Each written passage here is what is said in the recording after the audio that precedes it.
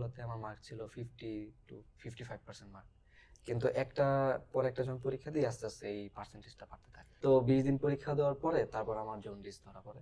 অ্যাডমিশনের সময় তোর যে পড়াশোনার স্পিড ছিল ওইটা থেকে এখন varsity fourth year varsity third ইয়ারের পড়াশোনার স্পিড কতটা ডিফারেন্ট, কতটা কি হয়েছে? এখন ডিজাস্টার। আসসালামু আলাইকুম সবাইকে। আমি জয়, পড়াশোনা করতেছি ঢাকা বিশ্ববিদ্যালয়ের রসায়ন ডিপার্টমেন্টে ফাইনাল ইয়ার। আজকে আমরা আমাদের ইন্টারভিউয়ের দ্বিতীয় পর্ব নিয়ে এসেছি। আমার সাথে আছে আমার বন্ধু সিয়াম। ও হচ্ছে ঢাকা বিশ্ববিদ্যালয়ের নিউট্রিশন সায়েন্স নিয়ে পড়াশোনা করতেছে। তো চলুন আমরা জেনে নেই সিয়ামের কাছ থেকে ওর ঢাকা বিশ্ববিদ্যালয়ে ভর্তি পরীক্ষার অভিজ্ঞতা। আসসালামু আলাইকুম সবাইকে, এবং সবাইকে শুভ সন্ধ্যা। আমি মোহাম্মদ শাহরিয়ার জাহান সিয়াম, এবং আমি বর্তমানে ঢাকা বিশ্ববিদ্যালয়ের পুষ্টি এবং খাদ্য বিজ্ঞানে অধ্যয়নরত আছি।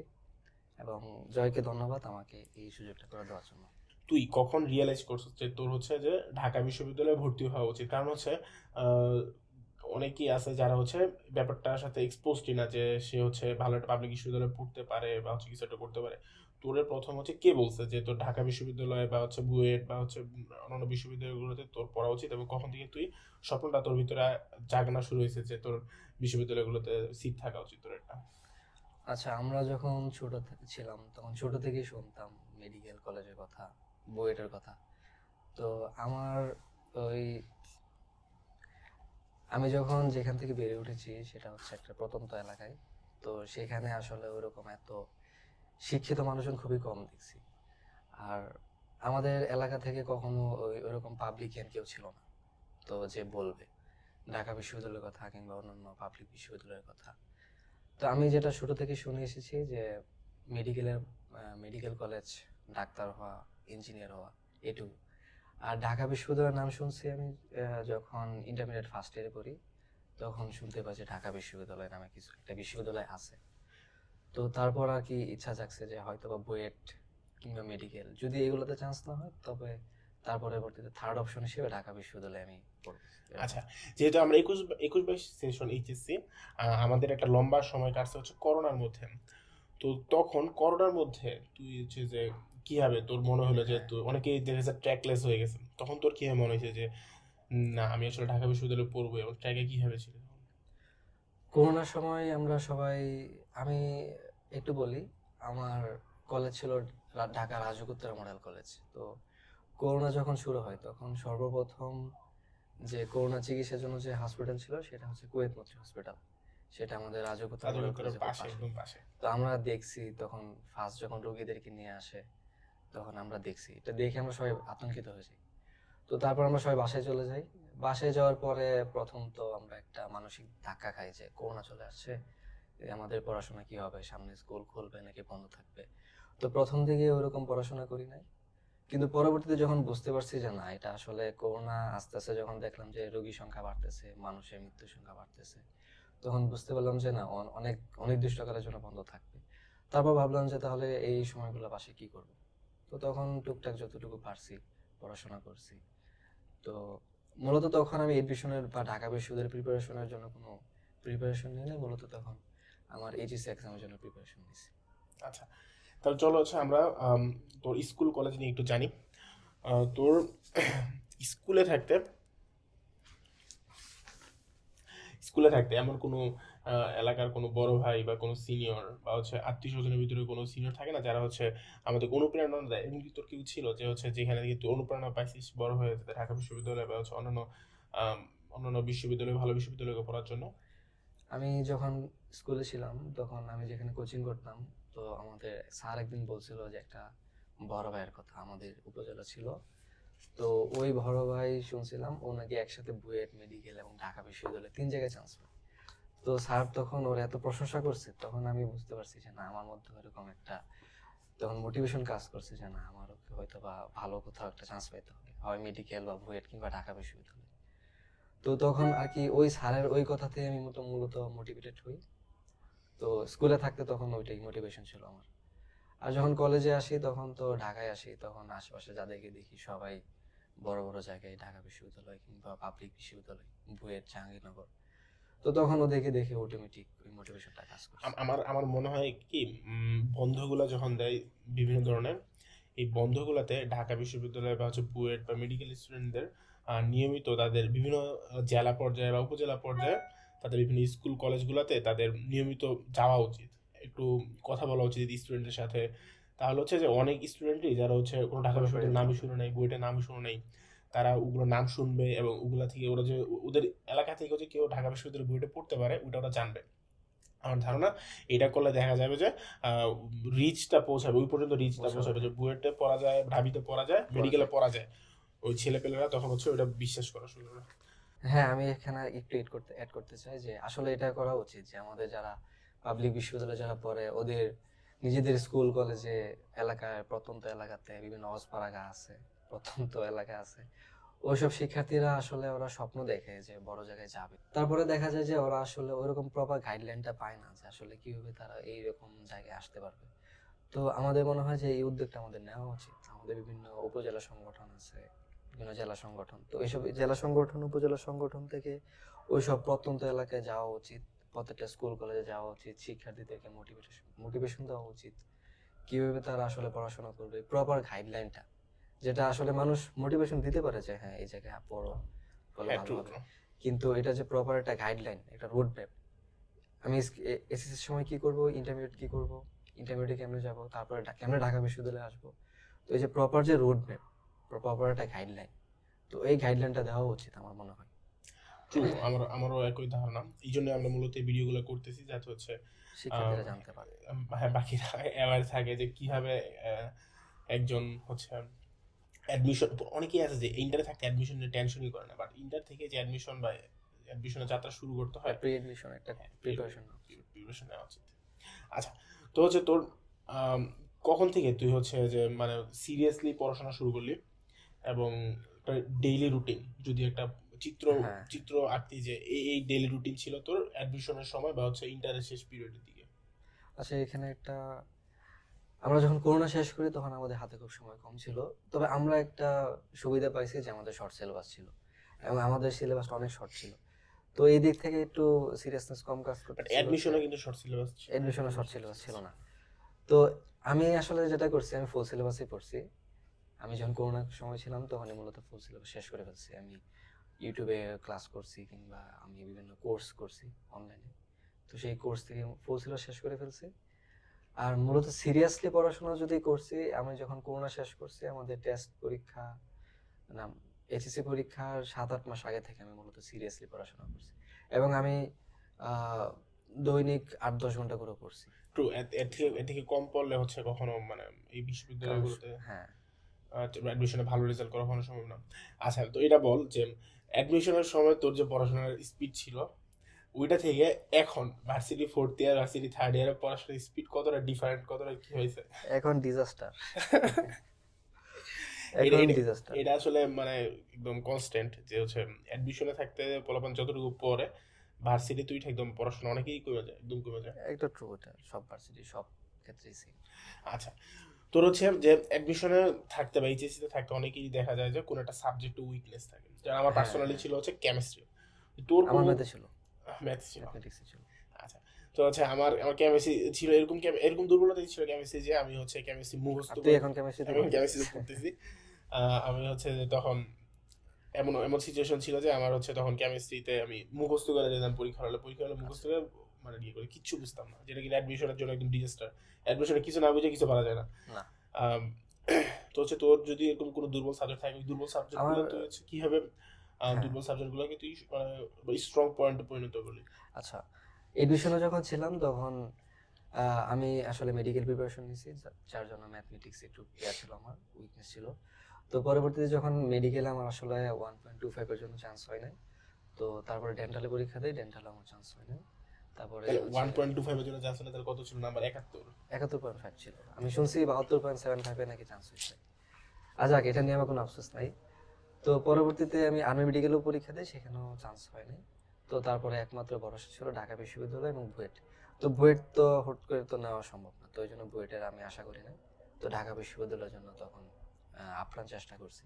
আর ম্যাথের জন্য প্রথম আমি হচ্ছে মনে আছে যে একটা কোর্স ছিল, একজন বুটেক্সের এক বড় ভাই একটা ম্যাথমেটিক্স পড়াইতো অনলাইনে, তো ওনার কোচিং, ওর কাছ থেকে কোর্স কিনছি ম্যাথের। তো ওই কোর্সটা আমি মূলত 7 দিনে শেষ করে ফেলছি। ওয়াও। তো ওই 7 দিনে আমি দেখা গেছে যে দৈনিক 14-15 ঘন্টা করে পড়ে ম্যাথ মোটামুটি কভার করে ফেলছি। তো পরবর্তীতে ম্যাথের উইকনেস একটু মানে কমে গেছে। এটি অনেকে চাইলে অনলাইন থেকে হ্যাঁ, অনলাইনে থেকেও অনেক রিসোর্স, অনেক রিসোর্স আছে, ইউটিউবে রিসোর্সগুলো কাজে লাগে হচ্ছে অনেকেই চাইলে খুব কম সময়ের ভিতরে সাবজেক্টগুলো ভালো প্রিপারেশন নিয়ে নিতে পারে। অ্যাডমিশন সময় বা হচ্ছে এইচএসসি সময়, অ্যাডমিশন সময় আমরা যদি বলতে চাই যে তোর ম্যাটেরিয়ালসগুলো কোনগুলো তুই মেনটেন করতি, মেইন বুক এডমিশন। অ্যাডমিশনের সময় মেইন বুক বা হচ্ছে মানে হচ্ছে কোচিং সেন্টার থেকে যে গাইড বুকগুলো দেয় গাইড বুকগুলো নাকি হচ্ছে কোয়েশ্চেন ব্যাংক, কোনটা তোর কাছে বেশি আচ্ছা, মানে কন্টিনিউয়াসলি তুই নিয়মিত পড়তি? এটা একটা অনেক ভালো কোয়েশ্চেন যে এডমিশনের সময় আসলে কি করব। তো শিক্ষার্থীরা যখন এডমিশন প্রত্যাশী, যখন বিশ্ববিদ্যালয়ে ভর্তি প্রত্যাশী থাকে, তখন ওদের মধ্যে আসলে এই সমস্যাটা হয় যে ওরা আসলে কি ফলো করবে। ওরা আসলে মেইন বই ফলো করবে, নাকি কোচিং এর বই ফলো করবে, না কি ফলো করবে। তো আমিও তখন একটা দুমড়ে আটকে যাই যে আমি আসলে কি ফলো করব। আমি আসলে এত এত বই ছিল অ্যাডমিশনের, আমি আসলে কুল কিনারা খুঁজে পেতাম না যে আমার কি করা উচিত। তো তখন আমি যেটা ভাবলাম যে আমার আসলে এতগুলা পড়া উচিত না। তখন আমি একটা স্পেশাল স্ট্র্যাটেজি ফলো করছি। আসলে এই স্ট্র্যাটেজিটা হচ্ছে আমি যখন ঢাকা বিশ্ববিদ্যালয়ে ভর্তি পরীক্ষা দিব তার 1 মাস আগে থেকে ফলো করছি। যে এটাও মূলত আমাকে একটা অনলাইনের একটা কোচিং একটা ভাই বলছিল যে কোশ্চেন ব্যাংক পরীক্ষা দেওয়া, এটা অনেক জনপ্রিয় একজন টিচার অনলাইনে, তো উনি বলছিল যে কোশ্চেন ব্যাংক পরীক্ষা দেওয়া। মানে আমি কোশ্চেন ব্যাংক দেখতাম ঢাকা বিশ্ববিদ্যালয়ের, তখন জয়কলি কোশ্চেন ব্যাংক কিনে আমি 1996 সালে কোশ্চেন ছিল, 1996 সাল থেকে 2020 সাল পর্যন্ত কোশ্চেন ছিল। তো কতগুলো হবে, 25 সেট কোশ্চেন ছিল। তো আমি সর্বপ্রথম যেটা করছি যে 1995 সালে কোশ্চেনটা পরীক্ষা দিছি নিজে নিজে, টাইম ধরে পরীক্ষা দিছি, যেগুলো ভুল হয়েছে এটা সলভ নিয়েছি। এরকম করে 1995 সালে কত পাইছি সেটা আমি একটা খাতার একটা জায়গায় নোট ডাউন করছি যে এত পার্সেন্ট মার্ক পাইছি। তারপরে 96-97 সালে কোশ্চেন পরীক্ষা দিছি, সেখান থেকে কত পাইছি সেটা আমি নোট ডাউন করছি যে এত পার্সেন্ট মার্ক পাইছি। আর যেগুলো ভুল হইতে গেলে সাথে সাথে আমি সলভ নিয়ে নিতাম। তো এরকম করতে করতে করতে করতে যখন 10-15টা সেট পরীক্ষা দিয়ে দিই, তখন আমি নিজে একটা ইমপ্রুভ দেখলাম যে শুরুতে আমি যে পরীক্ষাগুলো দিছি সেই পরীক্ষাগুলোতে আমার মার্ক ছিল 50-55% মার্ক, কিন্তু একটা পর একটা যখন পরীক্ষা দিই আস্তে আস্তে এই পার্সেন্টেজটা বাড়তে থাকে। হ্যাঁ, এটা তো মাস্ট। হ্যাঁ, তো তারপরে এটা করে করে আমি যখন শেষ পর্যন্ত যখন পরীক্ষা দিই 25 সেট, লাস্টের দিকে যেটা দেখলাম যে লাস্ট যে 5 সেট পরীক্ষা দিছি ওই 5 সেটে আমার এভারেজ মার্ক ছিল 80-85%, মানে আস্তে আস্তে ইমপ্রুভ হয়েছে। তো আমি মূলত কোশ্চেন ব্যাংকটা পরীক্ষা দিছি এইভাবে, আর যেগুলো ভুল হয়েছে মেইন বই থেকে আমি সলভ নিয়েছি, আর মেইন বইয়ের যে কোশ্চেন ছিল ওইগুলোই ফলো করছি, আর কোনো কোচিং এর গাইড কিংবা অন্য কোনো কিছু ফলো করিনি। ট্রু। আচ্ছা, তোর হচ্ছে এক্সাম টাইমে বা হচ্ছে বাসায় যখন পরীক্ষাগুলো দিতি তখন হচ্ছে টাইম ম্যানেজমেন্টের খুবই হ্যাঁ, ক্রুশিয়াল একটা জিনিস crucial যে টাইম ম্যানেজমেন্টগুলো কিভাবে তুই হচ্ছে যে মানে টাইমগুলো কিভাবে ম্যানেজ করতি যে 60 মিনিটে 100টা এমসিকিউ, এই জিনিসটা তোর? আচ্ছা, হ্যাঁ, ঢাকা বিশ্ববিদ্যালয়ে ভর্তি পরীক্ষা অনেক কোশ্চেন থাকে, তো সেই ধরনের সময় অনেক কম থাকে। 60টা এমসিকিউ 45 মিনিটের মধ্যে, তারপরে আবার 40 মার্কের রিটেন থাকে যেখানে 16টা কোশ্চেন থাকে, সেখান থেকেও সময় থাকে 45 মিনিট। তো এটা অনেক কোশ্চেন বেশি থাকবে এবং অনেক সময় কম থাকবে, তো এটা আসলে তখন নার্ভ ধরে রাখা অনেক টাফ। তো প্রপার টাইম ম্যানেজমেন্ট ছাড়া এটা ঢাকা বিশ্ববিদ্যালয়ে ভর্তি পরীক্ষা ক্র্যাক ডাউন করা সম্ভব না। তো এই জন্য আমি ওই যে যেটা বললাম, আমি এডমিশনে এই যখন প্রিপারেশন নিয়েছিলাম তখন ওই যে 25 সেট পরীক্ষা দিছি, তো ওই পরীক্ষাগুলো এরকম করে দিছি যে টাইম আমি যেখানে, ম্যানেজ হয়। হ্যাঁ, যাতে টাইম ম্যানেজমেন্টটা হয়, যে মেইন পরীক্ষাতে যে কোশ্চেনটা সলিউশন করার জন্য টাইম পাবো আমি 45 সেকেন্ড, তো বাসায় সেটা আমি 30 সেকেন্ড টাইম নিচ্ছি। তো এরকম করতে যে আমার মূলত টাইম ম্যানেজমেন্ট হয়ে গেছে, আমি কোশ্চেন প্যাটার্নগুলো বুঝতে পারছি যে কিরকম কোশ্চেন প্যাটার্ন আসে, কোন কোশ্চেন আসলে আমি কেমনে সেটাকে সলিউশন করব। তো একটা নিজের মধ্যে একটা স্ট্র্যাটেজি তখন আমি ডেভেলপ করতে পারছি। তো এটা আচ্ছা, এক্সামের এক্সামের সময় মানে প্রিপারেশনের সময় অ্যাডমিশনের সময় যে দেখা যায় যে অনেকেরই অনেক ঝামেলা হয়, র্যান্ডম ঝামেলা। অনেকে থাকে যে রিলেশনশিপ। প্রেম ঘটিত ঝামেলা, অনেকে থাকে হচ্ছে পার্সোনাল অনেক ঝামেলা। তোর জীবনে এরকম কোনো ঝামেলা ছিল এবং ওগুলা কি কোনোভাবে উতরাতে পারছিস? না, প্রেম গঠিত কোনো সমস্যা ছিল না। এখন সমস্যা ওইগুলা? না, এখনো সমস্যা নাই। তো ওইরকম প্রেম গঠিত কোনো সমস্যা ছিল না, আসলে আমি ফোকাস ছিলাম যে আমি বিশ্ববিদ্যালয়ে ভর্তি পরীক্ষা দেবো, অন্য কোনো ডিস্টারবেন্স ছিল হ্যাঁ, না। এটা কিন্তু খুবই নর্মাল একটা তো ইজি একটা অনেকের জিনিস। এটা মানে অনেকেরও যদি থাকে ওদেরও উচিত যে এই সময়টা কোনোভাবে কোনো কমন ফেনোমেনন। ঝামেলাতে ঝামেলাতে না জড়ানো। এবং সর্বোচ্চ পরিমাণ দূরে থাকা এই জিনিসগুলো থেকে, এই জিনিসগুলো খুবই ডিস্ট্রাক্টেড। তো আসলে এই ব্যাপারে আমি একটু বলতে চাই যে অনেকে এডমিশন প্রিপারেশন যখন নেয় তখন অনেকেরই প্রেম ঘটিত সমস্যা থাকতে পারে। তো ওই সময় আসলে পড়ার চাপ থাকে, রিলেশনশিপ প্রেশার থাকে। তো আমি আসলে একটা কথা বলতে চাই, আবার অনেকেই যখন চান্স পায় না প্রথম কোনো একটা বিশ্ববিদ্যালয়ে, তখন ওদের ব্রেকআপ হওয়ার একটা টেন্ডেন্সিও থাকে। তো তখন অনেকেই মানে হতাশ হয়ে যায়। তো এই ব্যাপারে আমি একটু বলবো যে আসলে মানুষের কখনো কোনো মানে বাটারফ্লাইয়ের পিছনে ঘোরা উচিত না। কারণ আপনি যদি বাটারফ্লাইয়ের পিছনে ঘোরেন, তারা উড়ে চলে যাবে। তো তখন তোমার কি করা উচিত, যে তোমার নিজে একটা বাগান তৈরি করা উচিত। বাগান তৈরি করবা, তো বাটারফ্লাই নিজেই তোমার বাগানে আসবে। যদি নাও আসে, তারপরে তোমার কিন্তু একটা বাগান আছে, ফুলের বাগান। ট্রু। আমি আমি এটার সাথে সম্পূর্ণ একমত। 100% এর বেশি যদি হওয়া সম্ভব, ওইটার সাথে আমি একমত। অ্যাডমিশনের সময় যে কোশ্চেন সলভ খুবই খুবই গুরুত্বপূর্ণ। খুবই গুরুত্বপূর্ণ। এমন কোন স্ট্র্যাটেজি তুই কি মেনটেন করছো যেটাতে তোর হচ্ছে কোশ্চেন ব্যাংক সহজ করা ইজি ছিল, কোনো এক্সট্রা স্টেপ যেটা তুই নিছিস অ্যাডমিশনের সময়, যেটা তোর অ্যাডমিশন প্রসেস একটু সহজ করছিল, যতটুকু সহজ হওয়ার কথা ছিল? ওইটাই আসলে আমি এই যে ভর্তি কোশ্চেন ব্যাংক পরীক্ষা দিছি, তো এটাতেই আমার আসলে হয়ে গেছে, আমার অন্য কোনো কিছু করতে হয় নাই। আর আমি যেখানে যে প্রশ্নগুলো আমার পারতাম না, তো সেগুলোর সাথে সাথে আমি বই থেকে সলিউশন নিয়ে নিতাম, কিংবা ইউটিউব থেকে সলিউশন নিয়ে নিতাম। আর ওইটাই মূলত, যে পরীক্ষা দিছি, পরীক্ষা দিয়ে যেটা পারি না সেটা সলিউশন নিছি। তো তাতে করে কোশ্চেন ব্যাংক আমার জন্য ইজি হয়ে গেছে। মানে অ্যাডমিশনের সময় তোর কোনো এমন কোনো টিচার বা বড় ভাই খুব কাছ থেকে তোর মেন্টর করছে এমন কিছু ছিল, নাকি সব অনলাইন থেকে এডমিশনে আমার আসলে ওরকম কেউ মেন্টর করে? মেন্টর করে নাই, সব টোটালি অনলাইন আমাকে কেউ কোনো মোটিভেটেড করে নাই, মূলত আমি নিজে থেকে সেলফ মোটিভেশন নিয়ে আসলে পড়াশোনা করছি। তো এই জায়গায় আমার একটা ল্যাকিংস ছিল আর কি, থাকলে হয়তো ভালো হতো। ভালোই, অবশ্যই অবশ্যই। আচ্ছা, অ্যাডমিশনের সময় তো তো মানে লম্বা একটা সময় ছিল আমাদের অ্যাডমিশনের। এমন কি কোনো দিন ছিল যেখানে হচ্ছে তো পড়তে ইচ্ছা করতেছে না, বাট হচ্ছে তো প্রচুর নিজের পুশ করতে হয়েছে? পুশ করতে হয়, কি চিন্তা করে তুই পুশ করছিস নিজেরা যাতে তুই দিনটা পড়াশোনা করা যায়? হ্যাঁ, আসলে এরকম হতাশা কাজ করতো যে অনেক বেশি যখন পড়াশোনা করতাম, তখন মাঝে মধ্যে মনে হতো যে মাঝে মধ্যে ভালো লাগতো না যে এত পড়তেছি, আবার যদি চান্স না হয় তখন আবার কি করব। তো তখন আমি নামাজ পড়তাম, আল্লাহর কাছে দোয়া করতাম, আর মাঝে মধ্যে রাতে বেলা একা একা হাঁটতাম।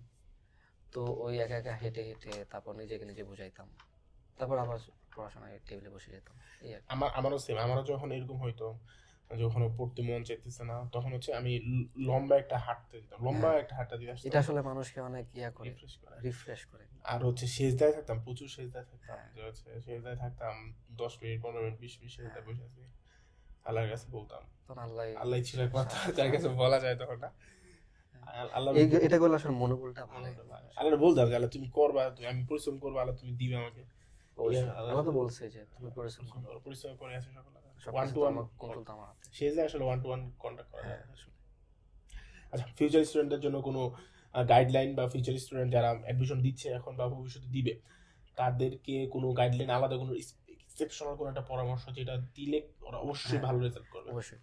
তো যারা আমাদের সামনে মনে হয় 19 তারিখ অথবা 22 তারিখ ঢাকা বিশ্ববিদ্যালয়ের ভর্তি পরীক্ষা, ডিসেম্বর, এই মাসে, এই মাসে 22 তারিখ, এটা কি মাস? 20 তারিখে। ডিসেম্বর মাস না? এই ডিসেম্বর। আচ্ছা, তো আমি বলতে চাই যে ডিসেম্বরের 22 তারিখ সম্ভবত ঢাকা বিশ্ববিদ্যালয়ের বিজ্ঞান ইউনিটের পরীক্ষা। তো তোমাদের হাতে সময় খুব কম, তো আমি যেটা বলবো, তো ওই যে কোশ্চেন ব্যাংক কিনে নিয়ে আসবা, সেটা বাসায় বসে বসে পরীক্ষা দিবা, যেগুলো ভুল হবে সেগুলো সলিউশন বই থেকে নিবা। তো এটা তুমি বেশি বেশি করো, 2বার পরীক্ষা দিয়ে যাও, পুরা 30 সেট করে 2বার পরীক্ষা দিয়ে যাও। তো এগুলো দিলে তুমি অনেক বেশি বেনিফিটেড হবা, তোমাদের কোশ্চেন প্যাটার্ন বুঝতে পারবা, টাইম ম্যানেজমেন্ট তোমার হবে। তো এবং কোশ্চেন ব্যাংক থেকে অনেক কোশ্চেন রিপিট আসবে, ওই সেম টাইপ রিপিট আসবে। তো এতে এতে করে তোমারই ভালো হবে। তো এখন করলে এটাই করা যায়। আর তোমার যেগুলা, যে সব বিষয়, যে টপিকসগুলোতে তোমাদের লেকিংস ছিল, সেগুলো এখন সময় আছে, এই সময়গুলোতে তোমরা ইউটিউব কিংবা যেখান থেকে পারো সেখান থেকে সলিউশন নিয়ে নাও।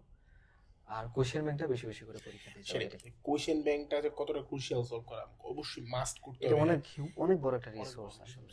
কোয়েশ্চেন ব্যাংক যদি কেউ সলভ না করে, ধরে ধরে সলভ না করে, তাহলে হচ্ছে অ্যাডমিশনে কখনো ভালো করার সম্ভব না। অনেক সলভ না, আসলে পরীক্ষা দেওয়া পরীক্ষা, হ্যাঁ হ্যাঁ, এটা অবশ্যই মাস্ট, যে হচ্ছে দেখে দেখে জাস্ট খালি দেখলাম ইয়ে সলিউশন করলাম, ওইটা সলভ না। সলভ হচ্ছে তোমার হচ্ছে 60টা কোয়েশ্চেন 100টা কোয়েশ্চেন ধরে ধরে তোমার পরীক্ষা দিয়ে সলভ করতে হবে, তাহলে মাথার ভিতরে থাকে জিনিসটা। আসলে এডমিশনে চান্স পাওয়া খুব কঠিন কিছু না, খুবই সহজ।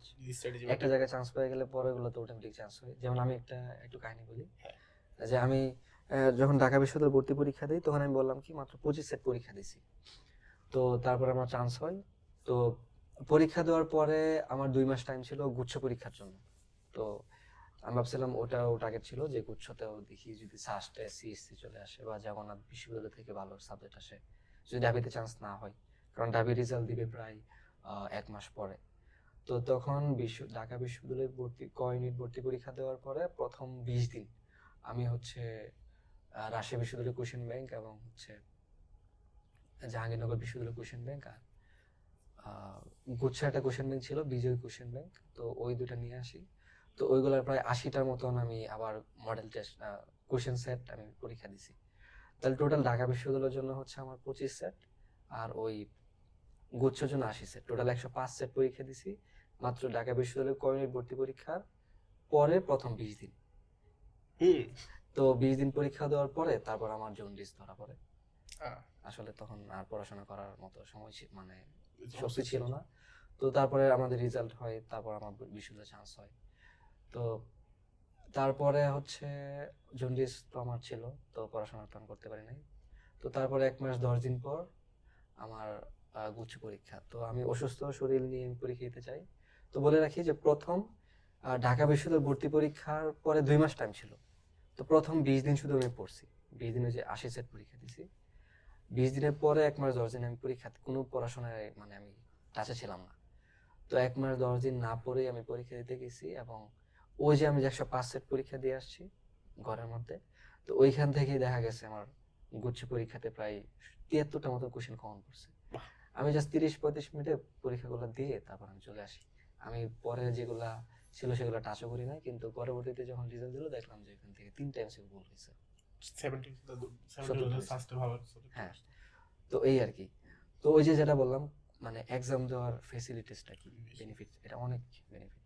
কারণ 1 মাস 10 দিন না পড়ার পরেও যে মানে ওই আগের পড়াগুলো মনে থাকে, এক্সাম দিলে এটা সম্ভব।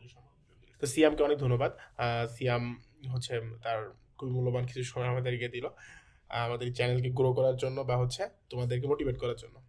হ্যাঁ, জয়কে অসংখ্য ধন্যবাদ আমাকে এই অনুষ্ঠানে নিয়ে আসার জন্য, মিডিয়ার জন্য, জয়ের অনুষ্ঠানের জন্য। আমি উত্তরোত্তর সাফল্য কামনা করছি, যে এই অনুষ্ঠানটা আরো বড় হোক, তোমরা আরো উপকৃত হবা, আস্তে আস্তে আরো অনেকদেরকে নিয়ে আসবে, সবার এই মিশন জার্নির কথাগুলো বলবে, তো তাতে তোমরা অনুপ্রাণিত হবা। তো জয়ের জন্য শুভকামনা রইল।